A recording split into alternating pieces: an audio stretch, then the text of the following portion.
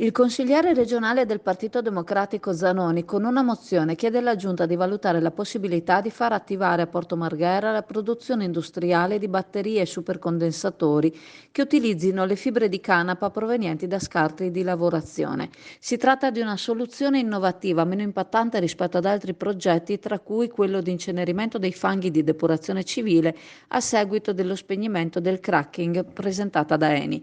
Sembra che le fibre di canapa derivanti da rifiuti organici abbiano grandi potenzialità nella produzione di supercondensatori, anche per il loro costo, inferiore rispetto ai composti tradizionali. Recente l'annuncio di un'azienda americana di aver sviluppato una batteria alternativa con l'utilizzo di derivati dalla canapa.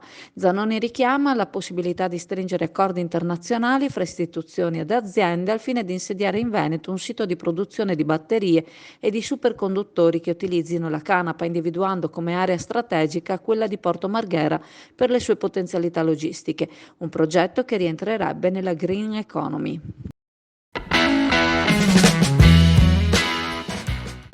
Bar Pasticceria Bertotto, pasticceria storica e di tradizione in uno stupendo angolo di Chioggia, dove trovare dolci colazioni preparate con tanta passione dal nostro pasticcere Lorenzo, servite con amore da Carla e Gloria, pronte a coccolarvi con i prodotti caffetteria. Per Natale venite a provare i nostri panettoni e pandori artigianali, i tronchetti di Natale e lasciatevi consigliare per ogni altra occasione ed evento.